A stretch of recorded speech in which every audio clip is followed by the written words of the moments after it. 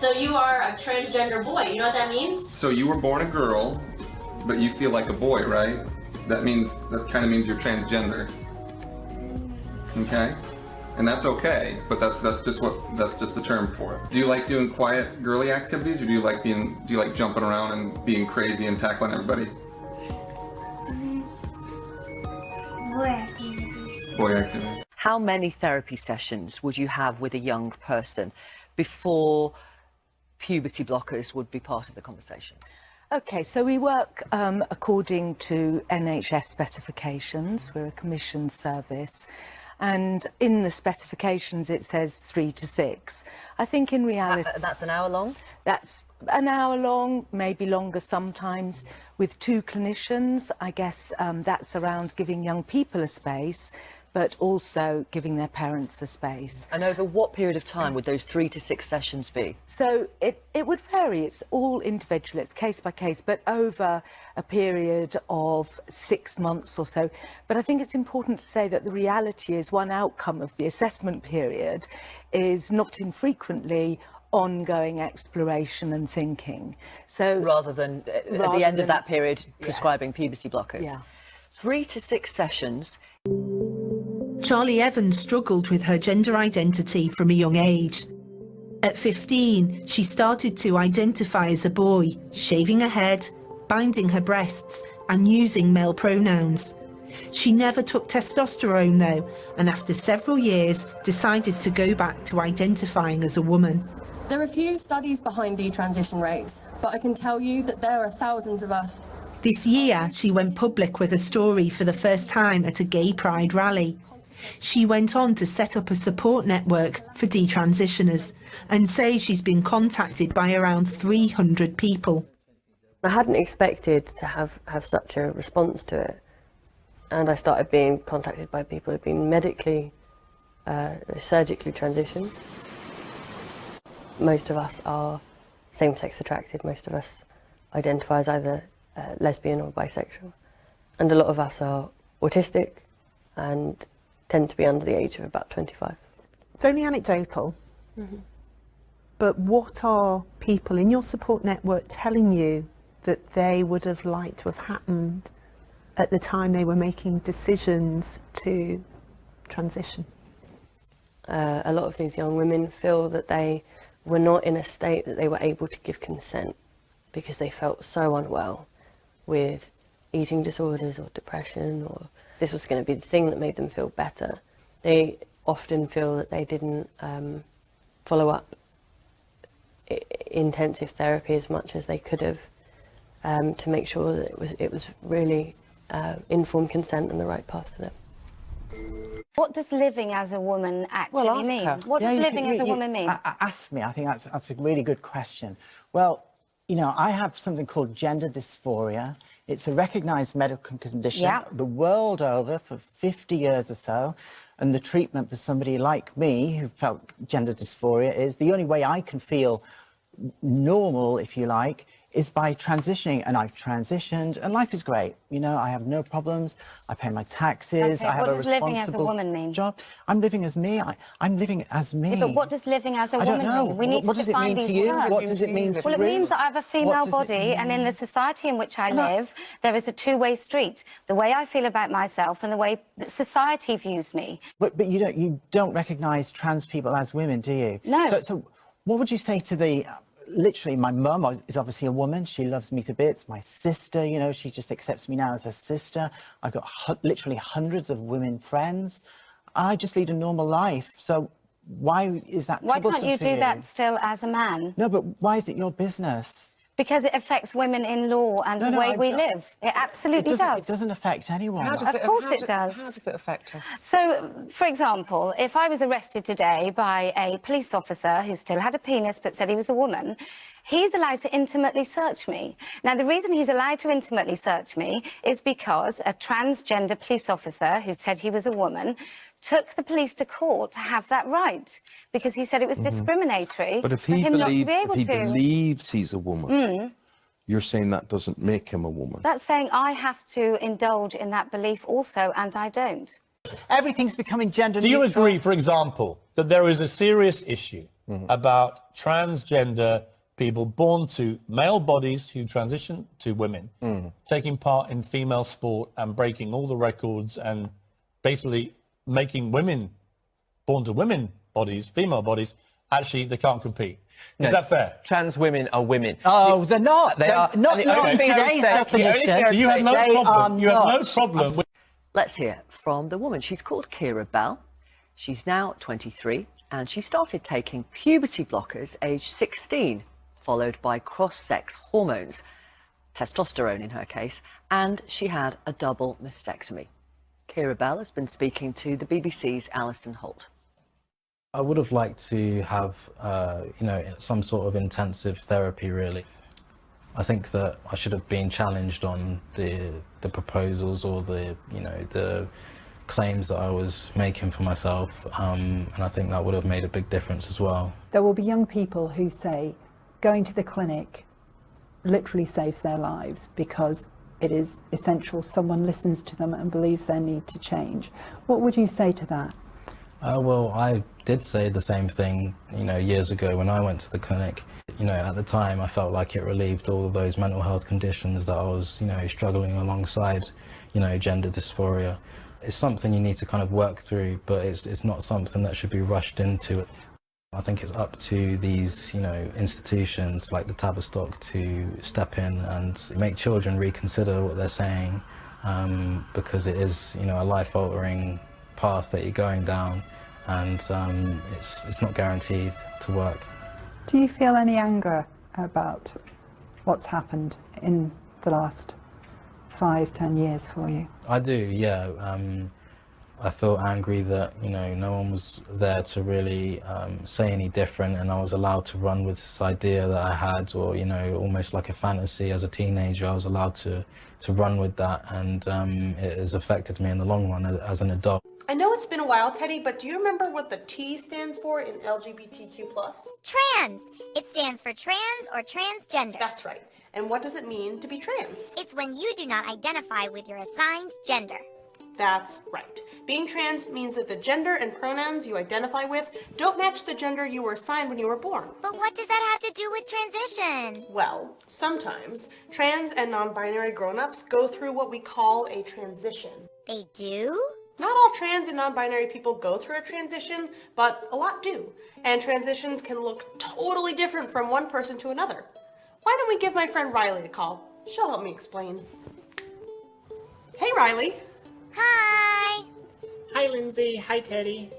Riley, what are your pronouns and how do you identify? I use she, her, or they, them pronouns, and I'm a non-binary trans woman. A gender transition is when a trans or non-binary person does something so their gender identity matches their gender presentation. This can look really different for different trans and non-binary people. For a trans woman, it might be as simple as growing her hair long, but there are lots of things you can do. Some grown-ups take hormones, either estrogen or testosterone. Testosterone. Got it. Estrogen helps someone present more feminine, and testosterone helps someone present more masculine, like growing facial hair. Some trans and non-binary grown-ups might get surgery as part of their transition. There are lots of different kinds of surgery. Usually we talk about top surgery and bottom surgery. What's a body home? Some people don't totally feel comfortable with their bodies. Oh, then they should watch our video about body positivity. They definitely should, Teddy, but sometimes it's a little more complicated than that.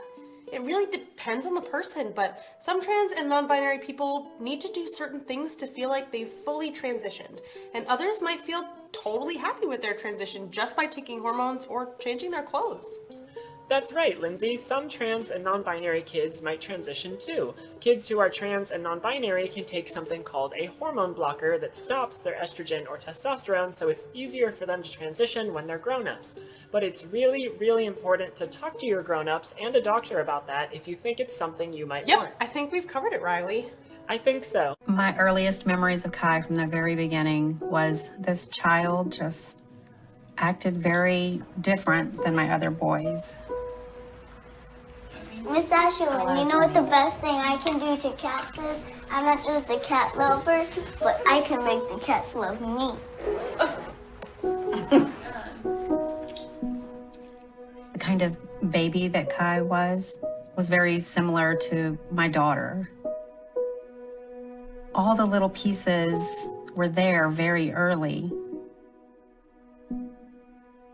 I didn't know what it was that I was looking at.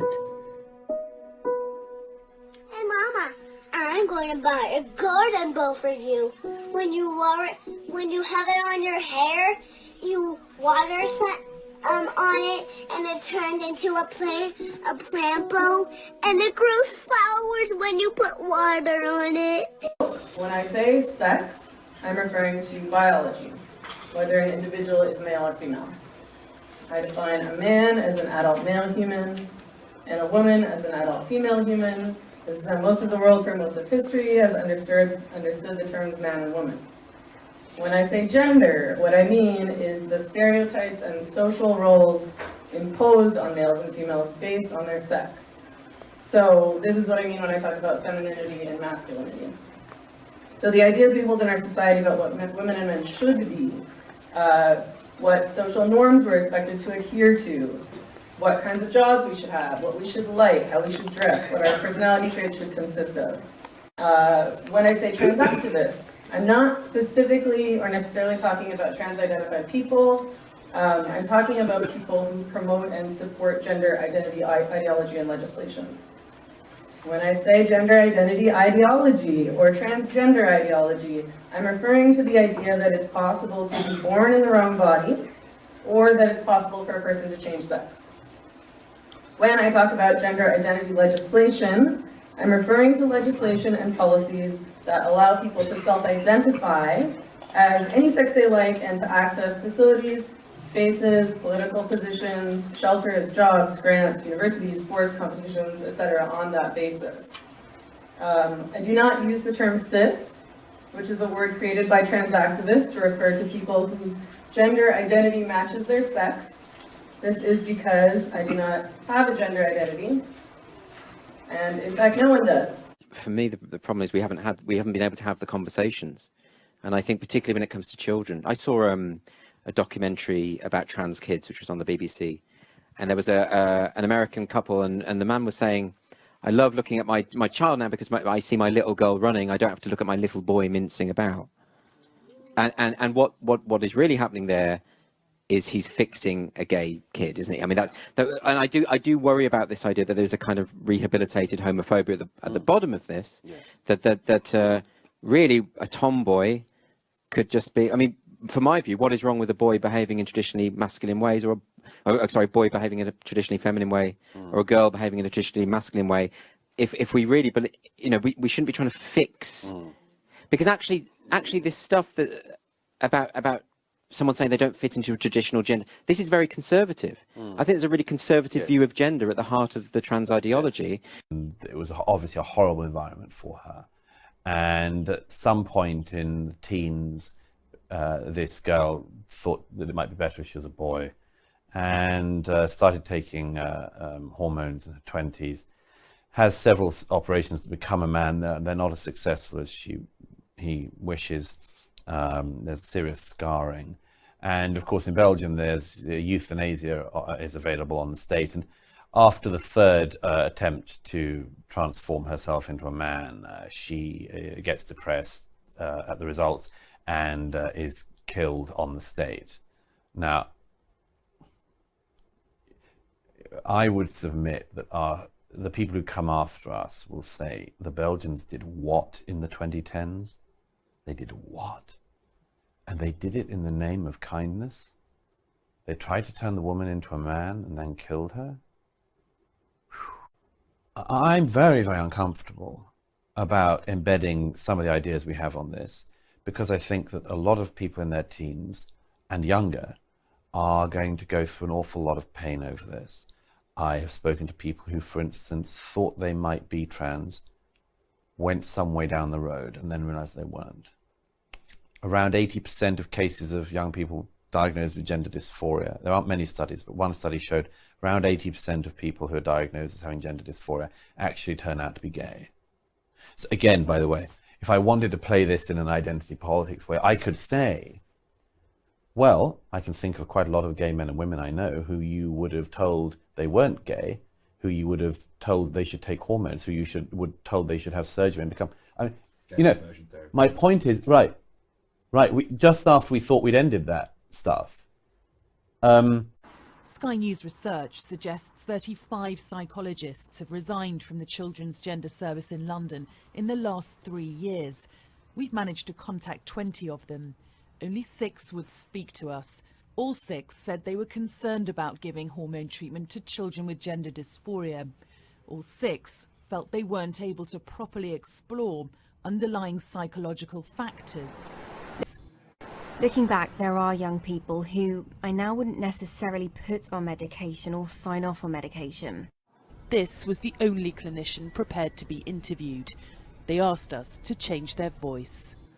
I was once working with an executive that felt the gender dysphoria a young person was presenting with was really strong, really intense. So she decided to put the young person forward for the hormone blocking treatment after 2 appointments. Looking back, it was a young person with a history of trauma and direct trauma in terms of abuse. And also there were other things happening to them, and this was not really explored by the clinician. These views were echoed by others who had worked at the clinic. Therapy is not an option in this service, one psychologist told us. We fear that we have had front row seats to a medical scandal, said another. The whistleblower says they saw many female-born patients with underlying issues, such as experiences of homophobia or even a history of abuse. The numbers started growing from 2012, when we started seeing more females coming forward, and this has happened across the Western world. And as a psychologist, did you ever feel that you could say to a parent, I don't believe your child is trans? No, and this is one of the reasons why I decided to leave the service, because as a psychologist, I felt that if I ever spoke to a family like this, I would immediately be called transphobic. You feel so trapped and alone. It's the responsibility of the doctors to, you know, not force that in any way upon children. Keira was just 15 when she felt something wasn't right. Not knowing where to turn, she went to a gender identity clinic and started treatment, including surgery, to become Quincy. 8 years on, she wants to transition back to being a woman and is suing the NHS. It's such a serious process to go down, and it's so experimental because, you know, doctors don't even know, you know, the outcomes of a lot of these treatments that are given out. I should have been, you know, told to wait and not affirmed in my gender identity I was claiming to have, and yeah, just given intensive therapy basically to investigate the feelings that I was having to try and, you know, figure out how I got to that stage. And a woman wrote to me and she told me about basically ROGD. She said, this is a real phenomenon. My daughter was caught up in it. She was always a girly girl, had boyfriends actually. Her daughter happened to be straight, but she had boyfriends, went off to college. She had a lot of mental health problems, but she went off to college and with a group of friends, they all decided they were trans. The girl had always had trouble fitting in and whatnot, and they all decided they were trans, and she started testosterone. And the woman told me this is happening across the country. And I didn't know what to make of it, but I sort of looked into it, and I wrote a piece about it for the Wall Street Journal thinking, all right, I'll write one piece on this, and that's it. I certainly don't want to make, you know, enemies for a living. And it got a lot of response, and my agent got back to me and he sort of said, well, if you're going to write about how young girls are doing, don't you think you should write about this? So we have a nearly 100-year diagnostic history of gender dysphoria, and it was always something that emerged in early childhood, ages 2 to 4. Little boys would say, I'm not a boy, call me a girl. I only want to wear girls' clothes. I know and they were very insistent about it, and clearly felt severely uncomfortable being boys. Today, out of nowhere, the dominant demographic is teenage girls with no childhood history. And in fact, when you ask them, and Lisa Littman, the public health researcher, did the research on this, when you ask them why did they come to this, their answer is very often tied to social media. They discovered it with friends or they discovered it on the internet. This is not how traditional gender dysphoria emerges. One of the things that they often say is that suicidality is alleviated when someone gender transitions. That is not clear at all. So that gets dramatically exaggerated. We don't know that either gender dysphoria is the cause of suicidality. We don't know that. Nor do we think that nor do we have evidence that gender transition will alleviate that. What we do know is that these girls suddenly identifying as transgender, and they are now the dominant demographic, what they're experiencing doesn't look like gender dysphoria at all. When Keira was a teenager, she desperately wanted to be a boy. Now 23, she regrets the transition she underwent and says instead she was struggling with a complex identity issue. I was lost and confused, and I thought that was the solution to my problems, and they led me to believe the same thing. It just happened and it snowballed. And today, 3 judges at the High Court agreed that children under the age of 16 were unlikely to be mature enough to consent to taking hormone-blocking drugs, delaying puberty. I'm over the moon with the decision because, it's more than we, could have hoped for. And, it means protections are reinstated for children and young people. I'm, of course, very angry because, those protections weren't put in place. And the professionals, in my opinion, weren't doing their job, and it's caused a lot of harm to a lot of kids. I'm delighted at the judgment of the court today. It was a judgment that will protect vulnerable people. I wish it had been made for me before I embarked on the devastating experiment of puberty blockers. My life would be very different today.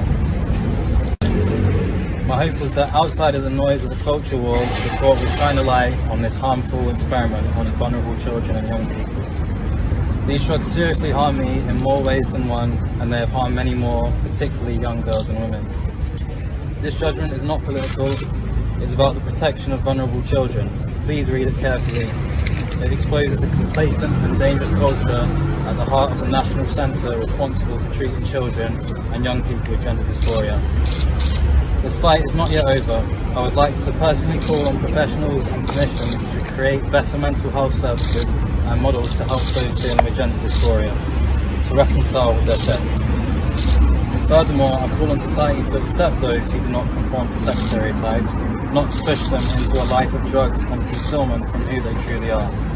This means stopping the homophobia, the misogyny and the bullying of those that are different.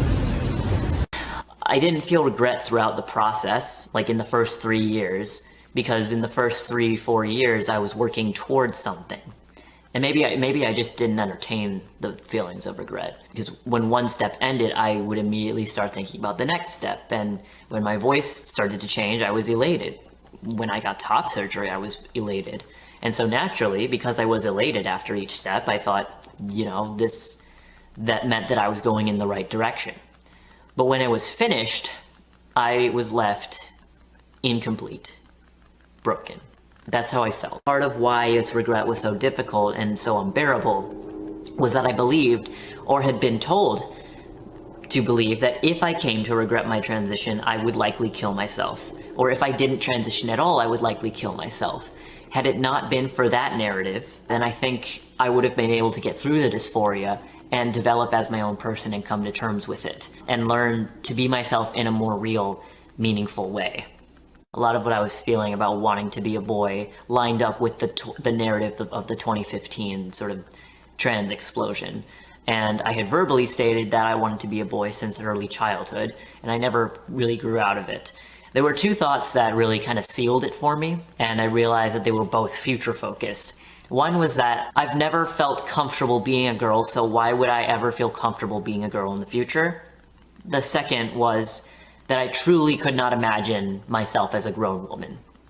I don't know why, I just couldn't. I could only see a grown man. I wanted to express my felt masculinity to the extremist extent that I could and exercise anything feminine in me or about me. I realize now that I was trying to control the way other people saw me. And that's, it was mostly about being able to have control over how people would perceive me. And I had every reason to be confident in this desire to transition because I thought I had a male soul. because that was the narrative. And I saw all these other trans men, all these handsome, buff Aidens and Elliots, and I wanted to be like them. I wanted to be accepted and liked and celebrated the way that they were.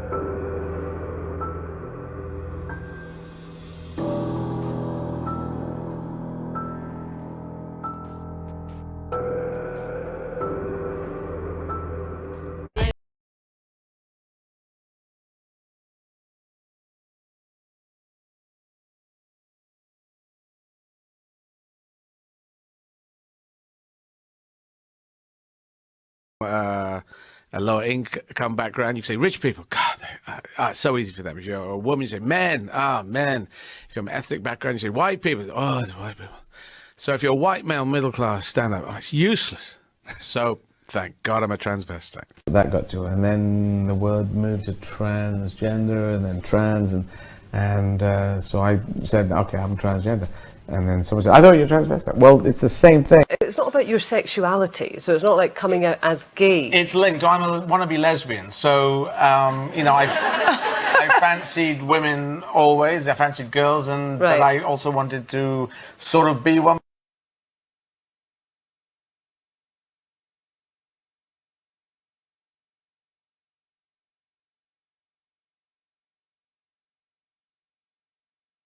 Undoubtedly, the people on this panel, like the people in this audience, disagree about many things. We likely disagree about abortion, marriage, taxes, trade, foreign policy, just to name a few. And that's okay. Where we do agree, we can and we should work together. First, the media wants to present the transgender cause as the next wave of civil rights and as the natural extension of the past decade of LGBT successes. If you support with the media cause marriage equality, you have to support trans equality. If you support with the media cause gay rights, you have to support trans rights. There's little willingness to recognize that the LGB and the T part of the acronym may be dissimilar, especially as applied to children. Second, the media wants to present this issue as one of science versus faith, that there's a consensus among doctors that people are born trans, that children as young as 2 or 3 years old can know their true gender identity, and that social transitioning and sex reassignment procedures, now referred to as gender affirmation or gender confirmation, are a safe and effective treatment protocol, and that the only people who could think otherwise must be acting based on bigotry or blind faith. Third, the media wants to ignore all of the costs. They don't care about the damage being done to young people's bodies and minds. In fact, they celebrate it as a civil right. They don't care about the privacy and safety and equality of girls, when boys who identify as girls can share female-only spaces, and when boys who identify as girls win athletic competitions against girls. They don't care about the ability of doctors to practice good medicine when bad medicine becomes mandated as a civil right, and when good medicine becomes prohibited as a civil wrong. And they don't care about the rights of parents who try to find the best care for their kids. Gender identity ideology will impact everyone, right and left, conservative and liberal, religious and secular. And to give voice to these concerns from a perspective the media has tried to ignore, Jennifer will be sharing stories from parents whose children suddenly began identifying as transgender. When a child says he is transgender, we as a society have been taught to accept and celebrate this announcement. This is Jazz Jennings, a boy who identifies as a transgender girl. This is how the Jennings family celebrated the surgical removal of Jazz's penis last year when Jazz was only 17 years old. Oh my gosh. Speech. I just wanted to thank you all for coming to this farewell penis party. You know, for 17 and a half years, I've lived with this body part that I have not wanted. And even though I've grown to love my penis for what it is, I'm happy to say goodbye. So let's cut it off! I was shocked when my 13-year-old daughter told me that she was really my transgender son. She had no masculine interest and hated all sports. But as a smart, quirky teen on the autism spectrum, she had a long history of not fitting in with girls. Where did she get the idea she was transgender? From a school presentation, a school where over 5% of the entire student body called themselves trans or non-binary, where several students were already on hormones, and one had a mastectomy at the age of 16. In my daughter's world, real life and online, transgender identities are common and hormones and surgeries are no big deal. I took her to a gender clinician seeking expert guidance. Instead, he accepted her new identity and told me I must refer to my daughter with masculine pronouns, call her by a masculine name, and buy her a binder to flatten her breasts. No therapy, no consideration of the social factors that obviously affected her thinking. I was directed to put her on puberty-blocking drugs and was falsely assured that these drugs were well studied and a perfectly safe way for her to explore gender. I was told that if I did not comply, she would be at higher risk of suicide. I have nowhere to go for proper help. Therapists are actively trained and socially pressured not to question these increasingly common identities. In Washington, D.C., and many states with so-called conversion therapy bans, just questioning a child's belief that she is the opposite sex is against the law. I have been living this nightmare for over 4 years, and despite my best efforts, my daughter plans to medically transition when she turns 18 later this year. Parents like me must remain anonymous to maintain our children's privacy, and because we face legal repercussions if our names are revealed. Parents who do not support their child's gender identity risk being reported to Child Protective Services and possibly losing custody of their children. In New Jersey, the Department of Education officially encourages schools to report such parents. Meanwhile, the media glamorizes and celebrates trans-identified children while ignoring stories like mine. I have written to well over 100 journalists begging them to write about what is happening to kids. I wrote to my representative and senators, but have been ignored by their staff. My online posts about my daughter's story have been deleted, and I have been permanently banned in an online forum. My daughter, at age 14, spontaneously decided she is actually a male. After suffering multiple traumatic events in her life and spending a large amount of time on the internet, she announced that she was trans. Her personality changed almost overnight, and she went from being a sweet, loving girl to a foul-mouthed, hateful, pansexual male. At first, I thought she was just going through a phase, but the more I tried to reason with her, the more she dug her heels in.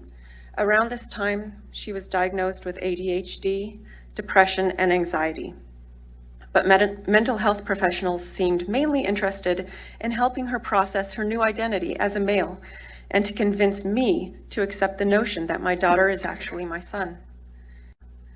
At age 16, my daughter ran away and reported to the Department of Child Services that she felt unsafe living with me because I refused to refer to her using male pronouns or her chosen male name.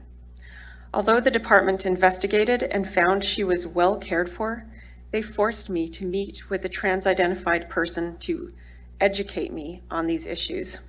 Soon after, without my knowledge, a pediatric endocrinologist taught my daughter, a minor child, to inject herself with testosterone. My daughter then ran away to Oregon, where state law allowed her at the age of 17, without my consent or knowledge, to change her name and legal gender in court and undergo a double mastectomy and a radical hysterectomy. My once beautiful daughter is now 19 years old, homeless, bearded, in extreme poverty, sterilized, not receiving mental health services, extremely mentally ill, and planning a radial forearm phalloplasty, a surgical procedure that removes part of her arm to construct a fake penis. The level of heartbreak and rage I am experiencing as a mother is indescribable. Why does Oregon law allow children to make life-altering medical decisions? As a society, we are rightly outraged about female circumcision. So why are doctors who took an oath to first do no harm allowed to sterilize and surgically mutilate mentally ill, delusional children? My daughter spent her childhood happily engaging in what one would call typical girly activities with no gender stereotyping encouragement from us at all. Everything changed after she went to college. The environment of her new city and university celebrated transgender identities. She began speaking to us by phone of being non-binary, which I naively took to mean something like bisexual. Anxiety and depression then overwhelmed her. She dropped out and moved back to our hometown, where she resumed psychiatric care for pre-existing mental health conditions. Her appearance, always feminine, changed dramatically. A shaved head, boys' clothes, and obvious unhappiness were now her camouflage from the world. She went from non-binary to claiming that she was really a boy. She parroted online advice. Quote, I always knew something was wrong, but didn't have words for it until I started watching videos on Tumblr and YouTube. When I was little, I was afraid to tell you that I didn't feel right, end quote. This narrative matched nothing about her past, but I was still naive. Because her psychiatrist did not consider her to be transgender, I assumed she would be unable to get a referral for the testosterone she was determined to start. I was wrong. In only one visit, and with just a little bit of blood work, Planned Parenthood will cheerfully enable young women and men to pursue their authentic selves through cross-sex hormones. All that's needed is a few bucks and signing a form that the risks have been disclosed and understood. That is the route my daughter took at the tender age of 20, bypassing her psychiatrist altogether. My husband wrote to Planned Parenthood, explained her mental health history, and providing her doctor's name and telephone number. Planned Parenthood's lawyer wrote back curtly that they presume anyone over 18 is capable of giving informed consent. No matter what anyone thinks of Planned Parenthood's other services, the fact that they will instantly prescribe powerful hormones with many unknown long-term effects, especially to people with underlying mental health issues, should shock the conscience. People need to know that this is Planned Parenthood's new line of business. I'm female. That is what I am. I had been having gender dysphoria ever since I was a kid. And I had been thinking about my gender identity for years. And when I heard about transgenders, I was like, instantly, I was like, so this is what it is. It felt good. I felt that this is the solution. Like now we are doing the thing that will fix me. Like when I do this, I will not feel bad anymore because this is the thing that I need to do.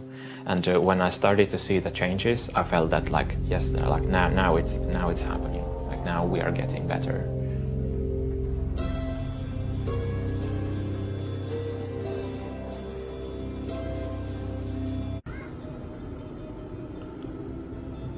I felt good. I think that I looked better.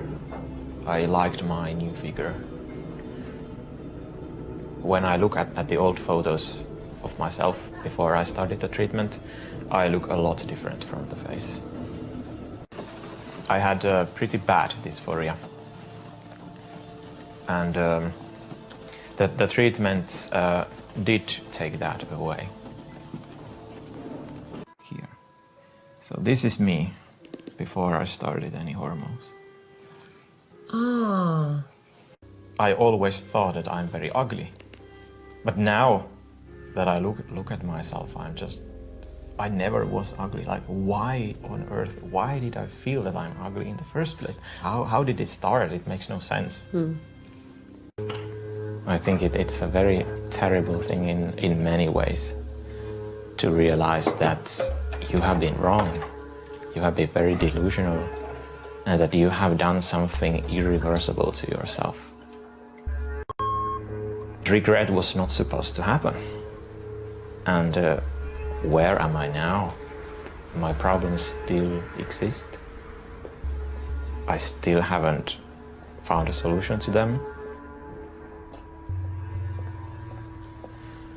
Nothing can be done about my body anymore, because the surgeries and everything, they are irreversible. My voice is always going to sound like this. I will not get my breasts back. I will not get my, the stuff back. Nothing can be done. When you transition, there is a lot of support, and it feels like a key you unlock to yourself. Now I can act like whoever I want. But it's only an illusion.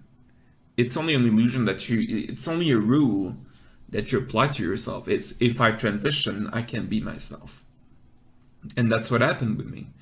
And so I decided to transition. I took hormones. I changed my name. Legally even. I presented to everyone as Amber. That was my name. I use a different voice. This is the voice I used. And I can still do it if I want to. So yeah, there was a sort of new life I was developing. When you transition, a big part of transitioning for trans people is this concept called stealth. So what is stealth? Stealth is about pretending that your transition never happened, even though it happened. But on the social level, stealth is admitting that you were never trans and saying, no, I was a woman all along, even though it's not true. It's false. And I started feeling anxiety, terrible dread, I started feeling terrible about it all. It didn't feel true. I felt like an imposter. It felt completely not true. And to some people watching this, maybe they're saying, well, you let Doyle control you, you let the TERFs win, or you let the transphobes win. No, it's not that. It felt like an act. The Tavistock Clinic has stopped giving puberty blockers to under 16s, but was this week given leave to appeal the High Court decision. The regulator, the Care Quality Commission, has raised significant concerns about the service and its leadership, rating it inadequate because thousands were waiting for treatment and echoing the judge's concerns about record keeping. The judgment is really important because it acts to protect children. 35 to 40% of these children are on the autistic spectrum. Large number of them have been exposed to major trauma. Large number have very serious family problems. And a particularly large number of them, young girls, could be helped to become non-gender conforming lesbian women. So the repositioning of these girls as having a gender problem, it acts to prevent them developing in a normal way and being able to develop their own, if you like, non-conforming gender identity and their own sexuality. This is a form of conversion therapy for young people who are gay or lesbian. It suppresses their sexual identity. To a lot of trans push through to transition, whereas they had a lot of complex problems. As a result, children have been very seriously damaged. Well, that's quite an allegation, very seriously damaged. Are children currently at risk in this service? Well, they're less at risk now because the puberty blockers have been stopped. The puberty blockers have been stopped because there is no evidence base for them at all. And the judicial review revealed that there was no follow-up of patients, no data, and remarkably little knowledge of what happens to these children. By putting on that pathway, it rather becomes a self-fulfilling prophecy. The children have been diagnosed now as their main problem being gender, the other problems are left aside. And this results, in my view, in many children having inappropriate medical treatment. Well, given that many of your... By the way, in prison, the determination should be that your sexual identity is defined by what you say it is, not what, in fact, the prison says it is. And in that case, you should be entitled also to OGBYN. Anyway, you didn't ask that question. following serious staff concerns over children's welfare. The Trust conducted an internal review of the service. Staff say they were discouraged from going to the lead safeguarding officer with concerns about children's welfare. They say decisions about medical treatment were taken too quickly, and they say that some parents appear to prefer their child was transgender and straight rather than gay, pushing them towards transition. Let's pray that I am wrong, because if I am not wrong, very many vulnerable children have been very poorly treated and will be left with potentially a lifetime of damage here. We're not talking about little things. The reality is, by not doing anything, children are potentially still being medically mismanaged. The Tavistock, like other NHS organisations, has a named person clinicians can turn to discuss specific safety concerns. That person is Sonia Appleby, but the transcripts allege that staff were discouraged from speaking to her by the director of GIDS, Polly Carmichael. There was a very clear message from senior management about being really cautious about how we talk to the safeguarding team at the TAVI, and specifically Sonia Appleby. I know that Polly feels she does not like Sonia's scrutiny. I think that is odd. She is the Trust safeguarding lead. I've had some consultations with Polly Carmichael about some of the young people I was seeing and some of the concerns I'd raised, and Polly very directly told me not to go to Sonia to share those concerns. Is that safe? No, and I would say that perhaps that's why more than 40 clinicians decided to leave the service within 3 years. We've been told that if clinicians did approach Sonia Appleby, they felt she understood the complexity of the GIDS work and was supported by her. Mrs. Appleby's solicitor told us that she'd started legal proceedings against the Trust last year and it wouldn't be appropriate to comment further. It's accepted in the review that staff raised these concerns over a number of years, but in the transcripts, staff say they weren't listened to. Our concerns were raised all the time and were shut down. And that when they did speak up, they were then seen as the problem. People who raise concerns are seen as troublemaking and difficult. I think it is the case that somehow the organisation works to evacuate people who are not compliant. When I raised concerns, I was told that I had to toe the line, or I would never progress in my career. I kept saying to her, "Are we hurting children?" And she did not say no. I kept saying to her, "Will we get sued?" She did not say no. The only solace she gave me was that she said it would not be me that would be sued, it would be the Tavistock that would be sued. She was not able to say to me, "It's fine, we are not hurting the children."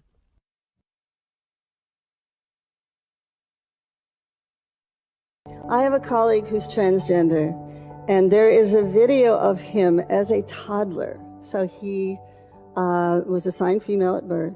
There is a video of him as a toddler tearing barrettes out of then her hair and throwing them on the ground and sobbing. That's a gender message. There was one, I think this was in the Barbara Walters special, where this child wore the little onesies with snap-ups in between the legs, and at age 1 would unsnap them to make a dress and have the dress flow. This was a child who was assigned male. That's a communication, a pre-verbal communication about gender. And the message back should not be to negate any of those expressions, but to go with them.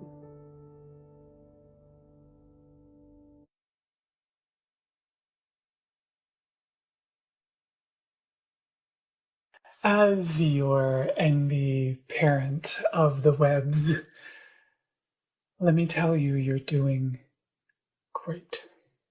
People are calling me the internet mom more and more lately, and I like it. I know a lot of you have been stuck for months with a family that is not good, that is not respectful, that is dangerous even. You are safe here. I've learned to love myself so much, and I have love left over to give if you want some. I know that you are worthy. I know that you are deserving.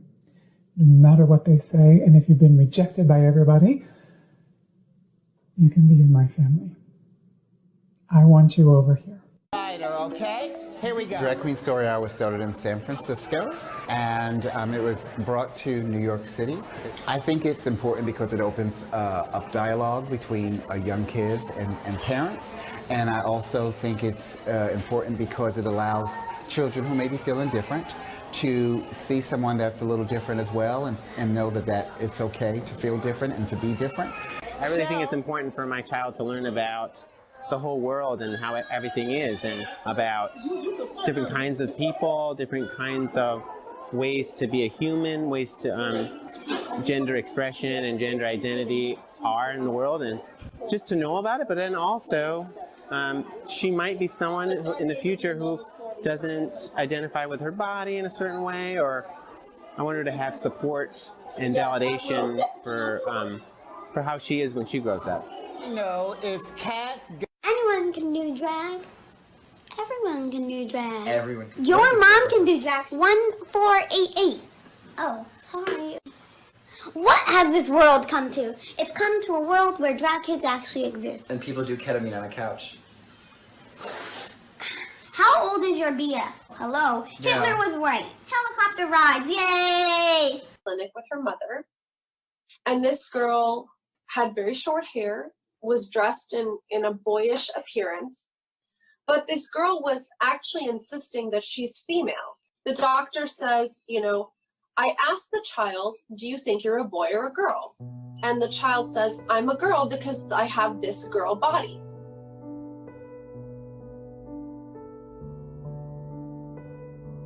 And the doctor goes on to say, well, have you ever had Pop-Tarts? And the kid says yes. And she says, well, what happens if you open a box of Pop-Tarts that say cinnamon Pop-Tarts on the outside, and you unwrap it, but it's pink and it's a strawberry Pop-Tart? Is that a cinnamon Pop-Tart, or is it still a strawberry Pop-Tart?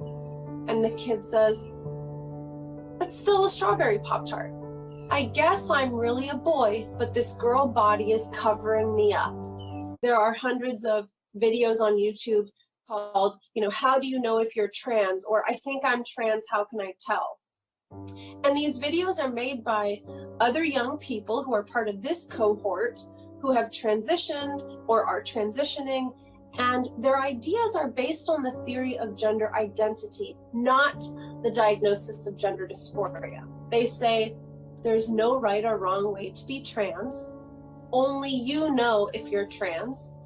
Your trans journey doesn't have to look like anyone else's. They also will say, you should experiment with different names, different hair, pronouns, try on boy clothes, try on girl clothes, and just see what feels good to you. And often they say, if you're asking if you're trans, then you probably are trans. Females who take puberty blockers and then cross-sex hormones will experience menopausal symptoms, possibly uterine pain, and testosterone within a very short period of time, usually months, will cause irreversible masculinizing changes, including body hair growth, loss of scalp hair, deepening of the voice, and clitoral enlargement. Women who take testosterone have approximately 4 to 5 times the odds of developing heart disease versus normal.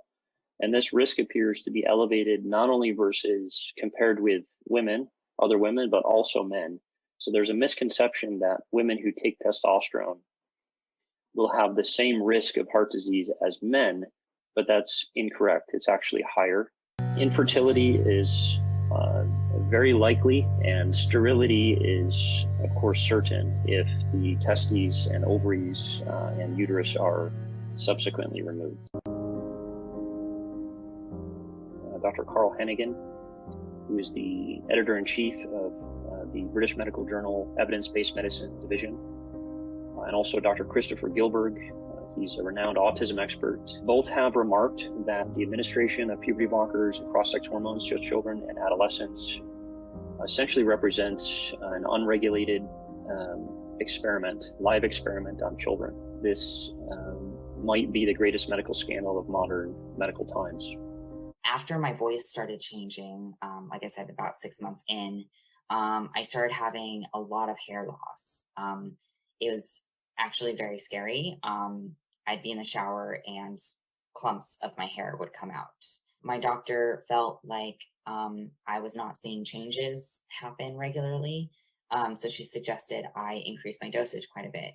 However, I was not prepared or told even that kidney and liver damage could be related to cross-sex hormones. I had jaundice all over my body from the liver and kidney issues. I could not regularly expel waste. I was consistently bleeding. I was consistently vomiting.